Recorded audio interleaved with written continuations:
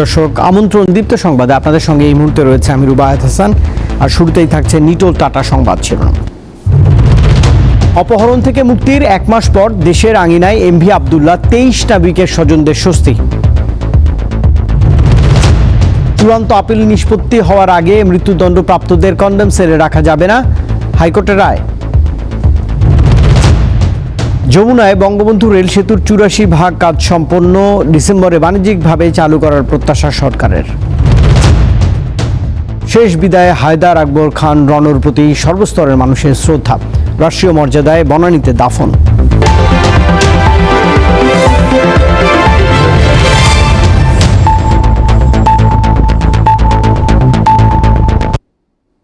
এবারে পুরো আয়োজন। অবশেষে প্রতীক্ষার অবসান ঘটল। সোমালিয়ান জলদস্যুদের জিম্মি থেকে মুক্ত হওয়ার এক মাস পর দেশে ফিরল এমভি আবদুল্লাহ। সোমবার সন্ধ্যায় 23 নাবিক সহ কুতুবদিয়া চ্যানেলে নোঙর করে জাহাজটি। এতে স্বস্তি ফিরেছে নাবিকদের স্বজনদের মাঝে। 23 নাবিক সহ বাংলাদেশের পতাকাবাহী জাহাজ এমভি আবদুল্লাহ এখন কুতুবদিয়ায়। মুক্তির ঠিক এক মাস পর সোমবার সন্ধ্যা 6টায় কুতুবদিয়া চ্যানেলে পৌঁছায় জাহাজটি। আমার অশেষ রহমতে আজকে 13 মে সন্ধ্যে 6টার সময় আমরা কুতুবদিয়ায় ভ্রমণ করেছি। আলহামদুলিল্লাহ, আমাদের জাহাজের সব অফিসার সুস্থ আছেন, ভালো আছেন। 23 নাবিককে মঙ্গলবার একটি লাইটার জাহাজে করে কেএসআরএম লাইটার জেটি সদরঘাটে আনা হবে। সেখানে তাদেরকে বরণ করা হবে। ওদেরকে রিসিভ করার জন্য যত ধরনের যাবতীয় প্রস্তুতি আমাদের কোম্পানি কেএসআরএম অলরেডি এটা গ্রহণ করেছে। যে 23 জন নাবিক জিম্মিকৃত থেকে উদ্ধার হয়েছে, সে 23 জন নাবিক জাহানমণি 3-তে করে আগামীকাল দুপুর 2টা থেকে 3টার মধ্যে আমাদের চট্টগ্রামের উদ্দেশ্যে এখানে পৌঁছবে।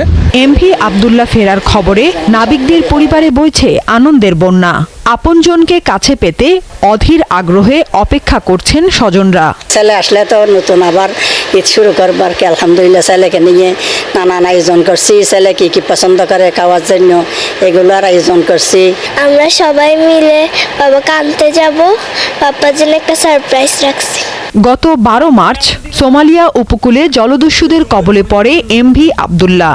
অস্ত্রের মুখে জিম্মি করা হয় জাহাজের 23 নাবিককে। সাদিয়া চৌধুরী, দীপ্ত বার্তাকক্ষ। চূড়ান্ত আপিল নিষ্পত্তি না হওয়া পর্যন্ত মৃত্যুদণ্ডপ্রাপ্ত আসামিদের কারাগারের কন্ডেম সেলে রাখা যাবে না। সোমবার এমন রায় দিয়েছে 2 বিচারপতির হাইকোর্ট বেঞ্চ। মৃত্যুদণ্ডপ্রাপ্ত আসামিরা জামিনের আবেদন করতে পারবেন বলে পর্যবেক্ষণ দিয়েছে আদালত। 2022 সালের হিসাবে দেশের বিভিন্ন কারাগারের কন্ডেম সেলে আসামির সংখ্যা ছিল 2556 জন। মামলার চূড়ান্ত নিষ্পত্তিতে দীর্ঘসূত্রতার কারণে এসব আসামিকে বছরের পর বছর নির্জন কক্ষে থাকতে হয়। এমন বাস্তবতায় কন্ডেম সেলে থাকা 3 ব্যক্তি চূড়ান্ত রায়ের আগে তাদেরকে নির্জন কক্ষে রাখার বৈধতার বিরুদ্ধে রিট করেন। তাদের আপিল হাইকোর্টের নিষ্পত্তির অপেক্ষায় আছে। সোমবার বিচারপতি শেখ হাসান আরিফ ও বিচারপতি মোহাম্মদ বজলুর রহমানের বেঞ্চ রায় দেয়। হাইকোর্ট ডিভিশন, আপিল বিভাগ, আপিলের রিভিউ এবং মহামান্য রাষ্ট্রপতির কাছে ক্ষমা প্রার্থনার যে দরখাস্ত আছে, এগুলো নিষ্পত্তি হওয়ার পরেই একজনকে নির্জন কক্ষে রাখা যাবে। 2 বছর সময় দেওয়া হচ্ছে। এই সময়ের ভিতরে ক্রমান্বয়ে অন্য ব্যবস্থাপনা করে মৃত্যুর সেল থেকে সরিয়ে সাধারণ কয়েদিদের সঙ্গে বসবাসের সুযোগ করে দিতে হবে। শুধু তারা ছাড়া যাদেরকে বিশেষ বিবেচনায় নির্জন কক্ষে রাখা যায়। সাজাপ্রাপ্ত অন্য আসামিদের মতো মৃত্যুদণ্ডের আসামিরাও জামিনের আবেদন করতে পারবেন বলে পর্যবেক্ষণ দেয় আদালত। এদের আপিলও যাদের পেন্ডিং আছে হাইকোর্ট ডিভিশনে, তাদের বেইলের দরখাস্ত যেন শুনানি করা হয় এবং উপযুক্ত আদালতে উপযুক্ত ক্ষেত্রে তাদের বেইলও যেন মঞ্জুর করা হয়। রায়ের বিরুদ্ধে আপিল করবে রাষ্ট্রপক্ষ। অ্যাটর্নি জেনারেল বলেছেন, আইনের বিষয় থাকায় এটি আপিল বিভাগের নিষ্পত্তি হওয়া দরকার। বিচারিক আদালতে মৃত্যুদণ্ডের রায়ের পরই আসামিদেরকে কন্ডেম সেলে রাখা হয়। সুপ্রিম কোর্ট গেলে বলা যাবে যে ডিসাইড করছেন লটা সেটেল করতে হলে সুপ্রিম কোর্টে যেতে হয়। তো এই ক্ষেত্রে আমি এখন তো নিজে জানি না, গভর্নমেন্টের সাথে কথা বলবো, আলোচনা করবো। যদি গভর্নমেন্ট আমাকে ইনস্ট্রাকশন দেয়, আমরা ডেফিনেটলি সুপ্রিম কোর্টে যাব। ডেথ রেফারেন্স, জেল আপিল ও আপিল বিভাগের চূড়ান্ত নিষ্পত্তির আগ পর্যন্ত দীর্ঘ সময় তাদেরকে সেলে একাকী কাটাতে হয়। আজিজুল ইসলাম, দীপ্ত সংবাদ, ঢাকা। হজযাত্রীদের ভিসা অনুমোদনে সময় বাড়ানোর জন্য সৌদি আরবের প্রতি আহ্বান জানিয়েছেন প্রধানমন্ত্রী শেখ হাসিনা। সোমবার গণভবনে বাংলাদেশে নিযুক্ত সৌদি রাষ্ট্রদূত ইসা বিন ইউসুফ আল দুহাইলান সাক্ষাৎ করতে গেলে তিনি এই আহ্বান জানান। প্রধানমন্ত্রী বলেন, সবাই যেন পবিত্র হজ পালন করতে পারেন, সৌদি আরবের উচিত সেই ব্যবস্থা করে দেয়া। যেসব হজযাত্রী এখনও ভিসা পাননি সে বিষয়ে উদ্যোগ নেবার আশ্বাস দেন দেশটির রাষ্ট্রদূত। বৈঠকে ফিলিস্তিন ইস্যু নিয়ে প্রধানমন্ত্রী বলেন, ফিলিস্তিনি জনগণের সহায়তায় বাংলাদেশ আরেকটি চালান প্রস্তুত করছে। এরই মধ্যে তাদেরকে 2 বার সহায়তা পাঠানো হয়েছে বলে জানান প্রধানমন্ত্রী। যমুনার বুকে বঙ্গবন্ধু রেল সেতুর কাজ শেষ হয়েছে শতকরা 84%। ডিসেম্বরে বাণিজ্যিকভাবে এটি চালুর প্রত্যাশা সরকারের। তবে বিশ্লেষকরা বলছেন, জনবল সংকট দূর করা না গেলে অন্যান্য রেল অবকাঠামোর মতো এই সেতুর সুফল পেতে দেরি হবে।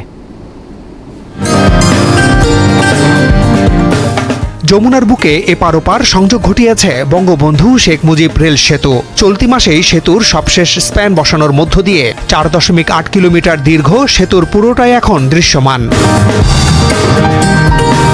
বিদ্যমান বঙ্গবন্ধু সেতুর 300 মিটার উজানে তৈরি হচ্ছে দেশের দীর্ঘতম ডুয়েল গেজ ডাবল লাইনের এই সেতু। এখন স্লিপারবিহীন রেলপথ স্থাপন, উভয় প্রান্তের রেল স্টেশন আধুনিকায়ন সহ দিনরাত চলছে রেল সেতুর বাকি কাজ। গত এপ্রিলের শেষ নাগাদ এর অগ্রগতি 84%। আশা করছি যে ডিসেম্বর 2024 নাগাদ শেষ হয়ে যাবে এবং তারপরে আমরা আমাদের যথাযথ কর্তৃপক্ষ কর্তৃক এটা উদ্বোধন করা হবে। এশিয়ান হাইওয়ের অংশ হওয়ায় এই রেল সেতু বাণিজ্যিকভাবে অনেক গুরুত্বপূর্ণ বলে মনে করেন বিশ্লেষকেরা। তবে এই সুযোগ কাজে লাগাতে কতটা প্রস্তুত বাংলাদেশ রেলওয়ে? আমার রেল লাইন রেডি হয়ে থাকবে, আমি চালানোর মতো লোক পাবো না, এই জিনিসটা হলে পরে স্মার্ট উন্নয়নের দর্শন হবে না। সরকার অনেক বিনিয়োগ রেলকে দিয়েছে, এখন এইটার প্রফেশনাল রিটার্নটা দেওয়ার মতো রেলকেই কিন্তু উদ্যোগটা নিতে হবে। তার মতে শুধু যাত্রী নির্ভরতায় রেল স্বাবলম্বী হবে না, নিতে হবে বিকল্প সুযোগ। যেই ইপিজেডগুলি হচ্ছে সেই ইপিজেড মাউথ ব্রাঞ্চ লাইন করে দিতে হবে। তাহলে আমি বলবো যারা কনসাইনি আমাদের এক্সপোর্ট ইম্পোর্টের সাথে জড়িত, রেল একটা নির্ভরযোগ্য দ্রুত গতির একটা পরিবহন ব্যবস্থা। যাত্রীর থেকে ভাড়া পাওয়া যায় না, কিন্তু কন্টেনার প্রতিটার থেকে কিন্তু আমি রিটার্নটা পাই। জাপানের কারিগরি ও জাইকার ঋণ সহায়তায় 16,781 কোটি টাকা খরচে নির্মাণ হচ্ছে বঙ্গবন্ধু রেল সেতু। মাহমুদ শাওন, দীপ্ত সংবাদ, ঢাকা। চালুর আগেই বন্ধ হয়ে গেছে প্রায় 11 কোটি টাকা ব্যয়ে নির্মিত মুন্সিগঞ্জ পৌরসভার পানি শোধনাগার। 3 দফা মেয়াদ বাড়িয়ে শোধনাগার নির্মাণ প্রকল্পের কাজ শেষ হলেও প্রকল্পটি এখন পর্যন্ত হস্তান্তর হয়নি। এতে সুপেয় পানি থেকে বঞ্চিত হচ্ছেন লাখো মানুষ। মুন্সিগঞ্জ শহরের হাটলক্ষ্মীগঞ্জ এলাকায় সুপেয় পানি সরবরাহে শোধনাগার নির্মাণের দায়িত্ব দেওয়া হয় ইউনুস অ্যান্ড ব্রাদার্স নামে এক ঠিকাদারি প্রতিষ্ঠানকে। 6 বছর আগে প্রায় 11 কোটি টাকা বরাদ্দে প্রকল্পের কাজ শুরুর কথা থাকলেও 1 বছর বিলম্ব হয়। দফায় দফায় মেয়াদ বাড়িয়ে শেষ হয় প্রকল্পের কাজ। তবে এখনও প্রকল্পটি বুঝে নেয়নি সংশ্লিষ্ট বিভাগ। এতে বেড়েছে জনভোগান্তি। পানিগুলা একদম রাব হয়ে গেছে, এই পানিগুলা দিয়া মানুষ গোসল করতে পারে না। কাজ শেষ হওয়ার পরে আমরা 3-4 মাস চালাইছি কোম্পানি, 3-4 মাস চালানোর পরে এটা বন্ধ 2-3 মাস ধরে। অতি শীঘ্রই যাতে এই ওয়াটার ট্রিটমেন্ট প্ল্যান্টের কাজটি সম্পূর্ণ করা হয়, আমরা যাতে বিশুদ্ধ পানি পান করতে পারি। এটা চালু হইলে আমাদের নদীর জাম লাগতো না, আমরা পচা পানিতে আর গোসল করতে পারতাম না। আমরা এই পানি দই গোসল করবো, রান্না বান্না করবো, খাওয়া দাওয়া এই পানি দই। গোসল করলে শরীর চুলকা, কাপড় যদি পানিতে ভিজে এটা বন্ধ কর। এই পানি নিষ্কাশন এইটা যে চালু হইব, কবে হয় না হয় কোথায় না, 5 বছর পর্যন্ত এটা হয়ে রয়েছে। এ বিষয়ে একে অপরকে দুষছেন ঠিকাদার ও পৌর কর্তৃপক্ষ। প্রকল্প পরিচালকের অনুমোদন অনুযায়ী আমরা পৌরসভায় পানি ডিস্ট্রিবিউশন করি। আমাদের যে কন্ডিশনে 3 মাস আমরা পানি সাপ্লাই দেই। এরপরে বারবার সিডি দেওয়ার পরও তারা বুঝে নিচ্ছে না, কেন নিচ্ছে না সেটা আমরা বলতে পারতেছি না। প্রথম যারা ঠিকাদার প্রতিষ্ঠান তারা এটা 90 দিন চালু রাখবে, কিন্তু ওনারা 90 দিন সেটা মানেনি, 90 দিন চালু রাখেনি এবং এই 90 দিন চালানোর পরে ওনারা জনস্বাস্থ্যকে বুঝিয়ে দিবে, জনস্বাস্থ্য আমাদেরকে বুঝিয়ে দিবে। প্রকল্পটি চালু হলে প্রতি ঘন্টায় 3,50,000 লিটার সুপেয় পানি সরবরাহ করা সম্ভব হবে পৌর এলাকায়, সুবিধা পাবে পৌরবাসী। দীপ্ত বার্তা কক্ষ।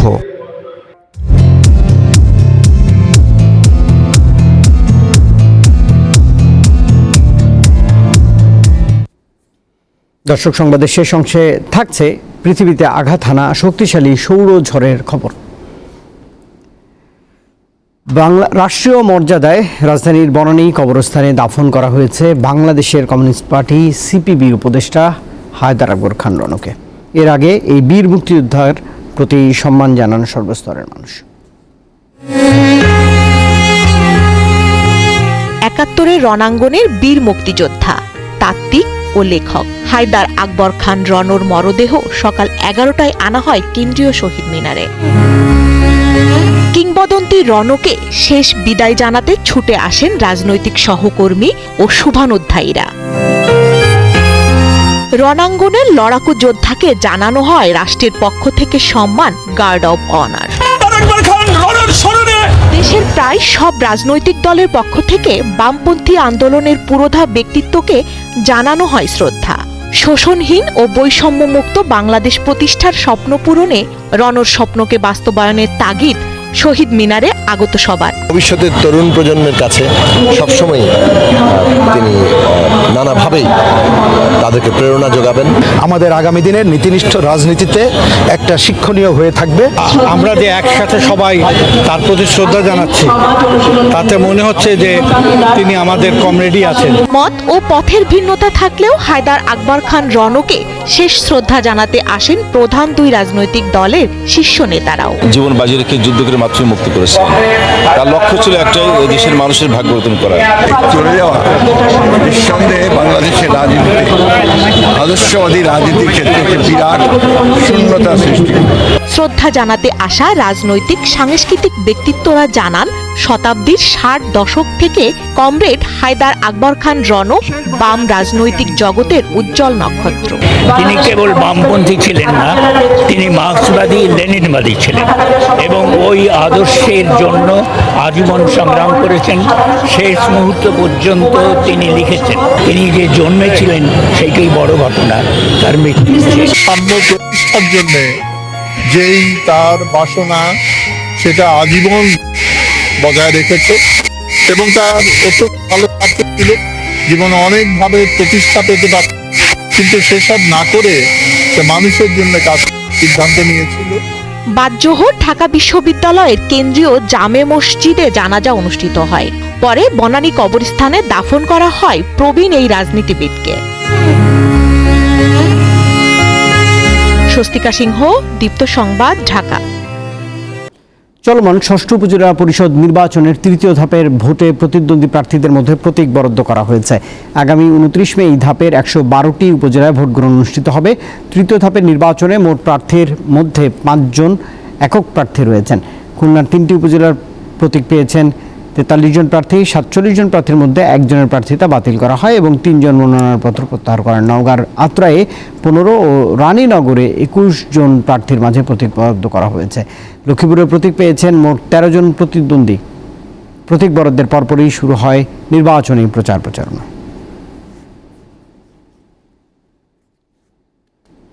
কেউ বিদেশ থেকে এসে বিএনপিকে মদদ দিয়ে চাঙ্গা করবে সেই অবস্থা এখন আর নেই। সেই বিদেশিদের ক্ষমতা মধ্যপ্রাচ্যে সীমাবদ্ধ হয়ে পড়েছে, এমন মন্তব্যই করেছেন আওয়ামী লীগের সাধারণ সম্পাদক ওবায়দুল কাদের। সোমবার আওয়ামী লীগের ধানমন্ডি কার্যালয়ে এক ব্রিফিংয়ে তিনি এ মন্তব্য করেছেন। যুক্তরাষ্ট্রের দক্ষিণ ও মধ্য এশিয়া বিষয়ক সহকারী পররাষ্ট্রমন্ত্রী ডোনাল্ড লু আগামীকাল বাংলাদেশে আসছেন। এ বিষয়ে প্রশ্নের জবাবে ওবায়দুল কাদের জানান, লুর সফরের কারণ তাঁর জানা নেই। বিএনপি ফের আন্দোলনের নামে সন্ত্রাস করলে পালানোর পথ খুঁজে পাবে না বলেও মন্তব্য করেছেন ওবায়দুল কাদের।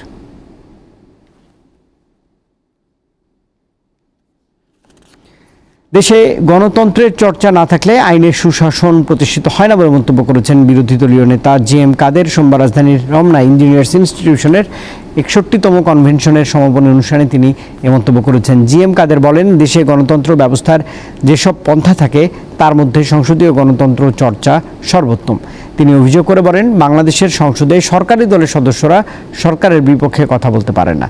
সংসদীয় গণতন্ত্র চর্চার মধ্য দিয়ে জনগণের সেই বিশ্বাস ফিরিয়ে আনা সম্ভব বলেও মনে করেন জিএম কাদের।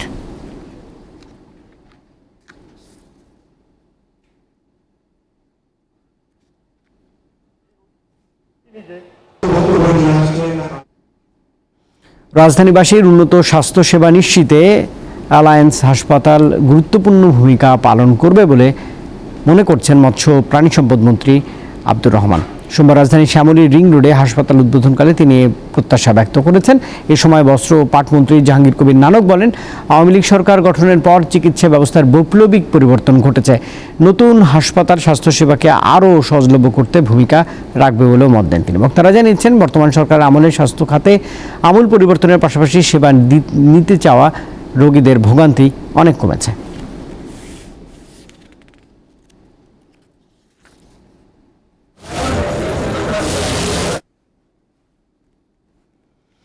আগামী 18 মে থেকে দীপ্ত টিভিতে প্রচার শুরু হচ্ছে রবীন্দ্রনাথ ঠাকুরের ধ্রুপদী ছোট গল্প দেনা পাওনা থেকে অনুপ্রাণিত হয়ে নির্মিত নতুন ধারাবাহিক দেনা পাওনা। সোমবার বর্ণাঢ্য আয়োজনে নাটকটির শিল্পীদের সঙ্গে পরিচয় করে দেওয়া হয়। ইরফান ও পারমিতা ভালোবেসে বিয়ে করতে চাইলেও বাধা হয়ে দাঁড়ায় তাদের পরিবারের আর্থসামাজিক দূরত্ব। নানা প্রতিকূলতা তাদের সম্পর্কের মধ্যে দেয়াল তৈরি করে। আমার ইরফানের বউ আমার বন্ধু রহমানের পরিবার, প্রেম, আত্মসম্মান সবকিছু মোকাবিলায় নামতে হয় ইরফান ও পারমিতাকে। ছদ্মরূপে প্রেক্ষাপটে উঠে আসে যৌতুক প্রথা, উস্কে দেয় নানা প্রশ্ন। এসব প্রশ্নের উত্তর নিয়ে দীপ্ত টিভির পর্দায় আসছে নতুন দীর্ঘ ধারাবাহিক নাটক দেনা পাওনা। গোলাম মুক্তাদিরের পরিচালনায় নাটকটিতে এক ঝাঁক নতুন মুখ যুক্ত হয়েছেন। পুরো ফ্যামিলি নিয়ে বসে দেখার মতন হচ্ছে যে একটা গল্প, তো সেই কারণে আমার মনে হয় যে পুরো পরিবার নিয়ে আপনারা বসে দেখলে একটা ফ্যামিলি আমেজ তৈরি হয়। দেনা পাওনা সব সিরিয়াল থেকে ডিফারেন্ট। এইটা মানে সবাই বলে সবকিছু different, but not like that.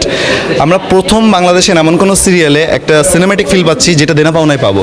প্রত্যেকটা মানুষের জীবনে যা যা ঘটছে একটা ফ্যামিলিতে, আপনি হচ্ছে আপনার বিজনেস বলতে পারেন, আপনার লাভ লাইফ বলতে পারেন, যা কিছু ঘটছে সব কিছু এই নাটকে একটা প্যাকেজ বলা যায়। এতে গুরুত্বপূর্ণ চরিত্রে অভিনয় করেছেন তানভীর সুইটি, মনির খান শিমুল, নাজনীন হাসান চুমকি সহ অনেকে। খুব চমৎকার একটা গল্প এবং সবার ভালো লাগবে এবং আমার মনে হয় যে যারা দেখবে তারা ভীষণ পছন্দ করবে। অ্যাক্টিং প্যাটার্ন থেকে শুরু করে সবগুলোই আমাকে কেন যেন আমাদের ডিরেক্টররা আলাদা আলাদাভাবে ভেবেছেন এবং এক্ষেত্রেও একদম নতুন রূপেই আমি আসব।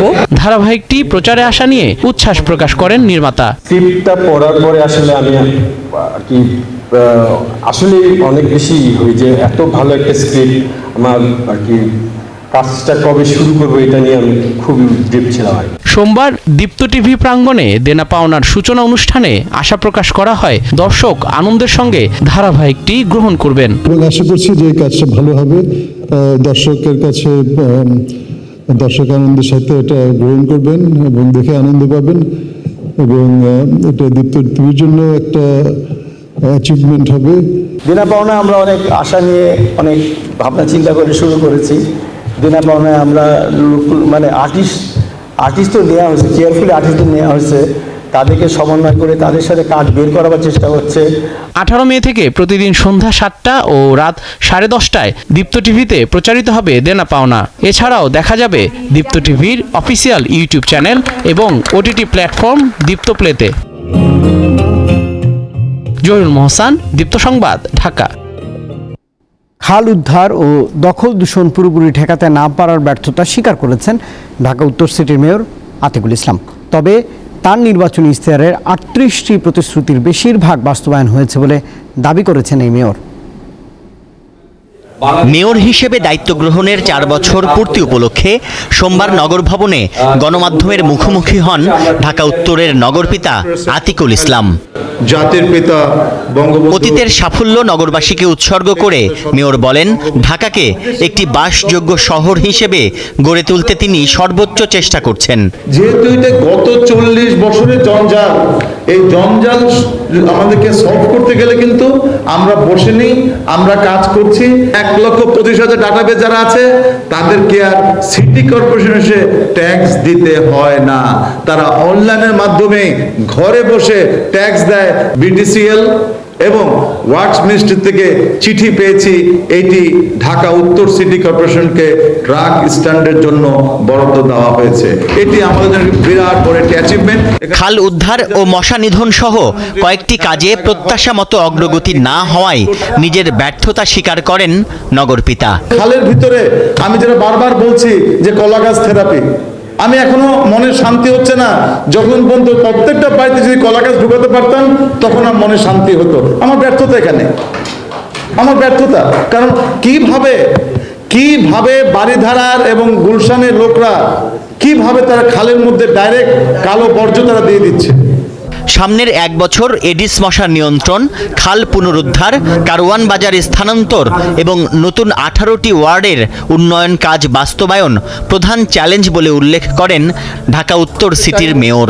অবশ্যই এডিস মশা যেটা আছে এটি কন্টিনিউশন থাকবে, আর খালকে পুনরুদ্ধার, খালকে পুনরুদ্ধার, খালকে পুনরুদ্ধার। তানভীর খন্দকার, দীপ্ত সংবাদ, ঢাকা। স্ট্রিট আর্ট করেছি।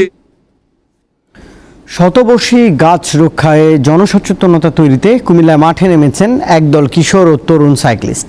প্রতি শুক্রবার গাছ কাটার বিরুদ্ধে বিভিন্ন প্লাকার্ড হাতে নগর উদ্যানে জড়ো হন তারা। শুক্রবার ভোর 6:30, জার্সি, হেলমেট ও গ্লাভস পরে কিশোর ও তরুণরা জড়ো হতে থাকেন কুমিল্লা নগর উদ্যানের অবকাশ প্রাঙ্গণে। সকাল 7টার মধ্যেই হাজির হন সবাই। এরপর বেরিয়ে পড়েন তারা। জেলার কোটবাড়ি ও রাজেশপুরে শোভা পাচ্ছে শতবর্ষী এই গাছগুলি। কালের সাক্ষী হয়ে দাঁড়িয়ে থাকা এসব বৃক্ষ গ্রীষ্মের তপ্ত গরমে শীতল ছায়া দিয়ে আসছে। কিন্তু উন্নয়নের অজুহাতে প্রায়ই এগুলো নিধন করা হচ্ছে। তাই শতবর্ষী গাছ সংরক্ষণ করব এই স্লোগান মানুষের মাঝে পৌঁছে দিতে কাজ করছেন কিশোর তরুণরা। এখন বর্তমানে যে পরিবেশের উপরে একটা বিরূপ প্রভাব পড়ছে, প্রচণ্ড তাপ প্রবাহ চলছে, সেটাই জনসচেতনতা করার জন্যই আমরা মূলত শতবর্ষী বৃক্ষগুলো যেন সংরক্ষণ করা হয়, পাশাপাশি যেন প্রচুর পরিমাণে গাছ লাগানো হয়, সেই ব্যাপারটাতে আমরা জনসচেতনতা করার জন্য আমরা ক্যাম্পেইন করে থাকি। তাদের এই উদ্যোগকে স্বাগত জানিয়েছে বন বিভাগ। এতে করে অনেক মানুষ সচেতন হবে এবং এই শতবর্ষী বৃক্ষ সংরক্ষণের জন্য উদ্যোগী হবে।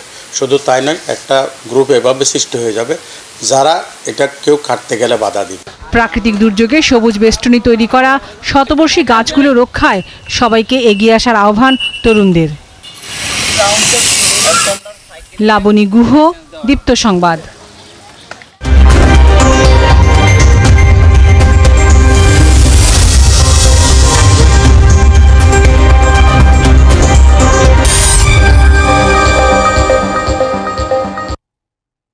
ভারতে চলছে 18তম লোকসভা নির্বাচন। সোমবার কিছু বিচ্ছিন্ন ঘটনা ছাড়া শান্তিপূর্ণভাবেই অনুষ্ঠিত হয় চতুর্থ দফার ভোট গ্রহণ।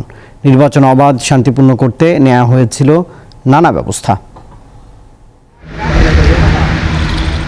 চতুর্থ দফায় ভোট গ্রহণ হয়েছে ভারতের 10 রাজ্যের 96টি আসনে। ভোটদানের হার 62.3%। এই দফাতেও পশ্চিমবঙ্গে ভোটদানের হার বেশি ছিল। অন্ধ্রপ্রদেশ, ওড়িশা, বিহার, ঝাড়খণ্ড, মধ্যপ্রদেশ, মহারাষ্ট্র, তেলেঙ্গানা, উত্তরপ্রদেশ, পশ্চিমবঙ্গ এবং কেন্দ্রশাসিত অঞ্চল জম্মু ও কাশ্মীরের শ্রীনগর আসনে ভোট গ্রহণ হয়েছে এদিন। চতুর্থ দফার ভোটে কেন্দ্রগুলোতে ছিল কেন্দ্রীয় নিরাপত্তা বাহিনী। এছাড়া নির্বাচন কেন্দ্রিক যে কোনো সহিংসতা রুখতে প্রস্তুত ছিল quick response team, flying squad, video surveillance team এবং স্ট্যাটিক সার্ভেলেন্সের টিমের সদস্য। এদিকে অন্ধ্রপ্রদেশের একটি কেন্দ্রে মারধর ও হট্টগোলের ঘটনা ঘটেছে। গুন্টুর জেলার এক ভোট কেন্দ্রে কংগ্রেস পার্টির বিধায়ক শিবকুমার এক ভোটারকে চড় মারেন। তাকেও পাল্টা চড় মারেন ওই ভোটার। শুরু হয় ভোটার ও সমর্থকদের পাল্টাপাল্টি আক্রমণ। পরে পরিস্থিতি নিয়ন্ত্রণে আনে নিরাপত্তা বাহিনী।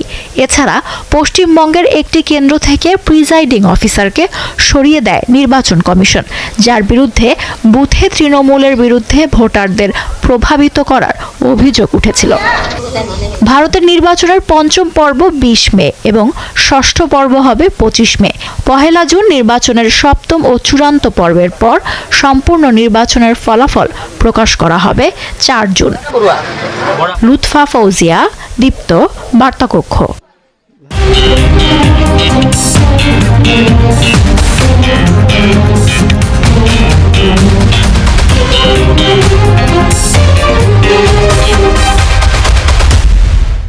পেসার তাসকিন আহমেদের চোটের ইস্যুতে একদিন পিছিয়ে গেল বাংলাদেশ টি-20 বিশ্বকাপ দল ঘোষণা।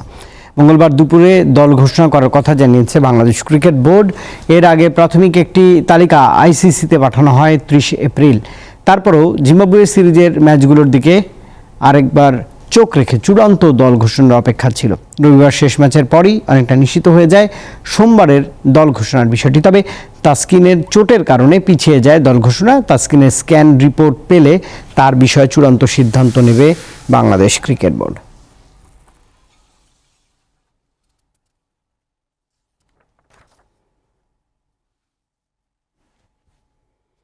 এবার ভিন্ন ধরনের খবর জানাচ্ছি।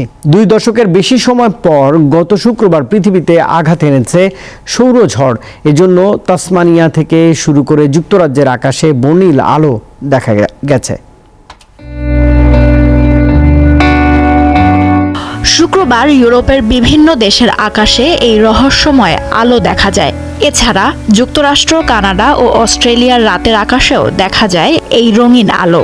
এটি যে সৌরঝড় প্রথমে তা কেউই বুঝতে পারেনি। মূলত সৌরঝড় পৃথিবীতে আঘাত হানার পর আকাশের রং বদলে যেতে থাকে। ধীরে ধীরে রং বদলে হয়ে যায় সবুজ ও গোলাপি। একে অরোরা বোরিলিয়াসও বলা হয়ে থাকে। বিশেষজ্ঞরা বলছেন 2 দশকের মধ্যে পৃথিবীতে আঘাত হানা এটি সবচেয়ে শক্তিশালী সৌরঝড়। যুক্তরাষ্ট্রের ন্যাশনাল ওশেনিক অ্যান্ড অ্যাটমসফিয়ারিক অ্যাডমিনিস্ট্রেশনের মহাকাশীয় আবহাওয়া পূর্বাভাস কেন্দ্র জানিয়েছে বেশ কয়েকটি করোনাল ম্যাস ইজেকশন বা ব্যাপকভাবে জ্যোতি নির্গমনের প্রথম দফায় এ ঘটনা ঘটে। সৌরঝড়ের কারণে স্যাটেলাইটের শর্ট সার্কিট হয়। বিদ্যুৎ পরিষেবা সহ স্যাটেলাইট অপারেটর, বিমান পরিবহন সংস্থা ও বিদ্যুৎ গ্রিড ক্ষতিগ্রস্ত হয়। এসব কারণে মহাকাশচারীদের জীবনও হুমকির মুখে পড়তে পারে। এর আগে 2003 সালের অক্টোবরে পৃথিবীতে এই ধরনের শক্তিশালী সৌরঝড় আঘাত হেনেছিল। ওই ঘটনায় সুইডেন এবং দক্ষিণ আফ্রিকায় বিদ্যুৎ গ্রিড ব্যাপকভাবে ক্ষতিগ্রস্ত হয়। লুৎফা ফৌজিয়া, দীপ্ত, বার্তাকক্ষ। দর্শক, এই খবরের সঙ্গে শেষ করছি দীপ্ত সংবাদ। তবে শেষ করার আগে নিটোলটাটা সংবাদ শিরোনাম জানাবো আরেকবার। অপহরণের থেকে মুক্তির 1 মাস পর দেশের আঙিনায় এমভি আবদুল্লাহ, 23 নাবিকের স্বজনদের স্বস্তি। চূড়ান্ত আপিল নিষ্পত্তি হওয়ার আগে মৃত্যুদণ্ডপ্রাপ্তদের কনডেম সেলে রাখা যাবে না, হাইকোর্টের রায়। যমুনায় বঙ্গবন্ধু রেল সেতুর 84 কাজ সম্পন্ন, ডিসেম্বরে বাণিজ্যিকভাবে চালু করার প্রত্যাশা সরকারের। শেষ বিদায়ে হায়দার আকবর খান রণর প্রতি সর্বস্তরের মানুষের শ্রদ্ধা, রাষ্ট্রীয় মর্যাদায় বনানীতে দাফন।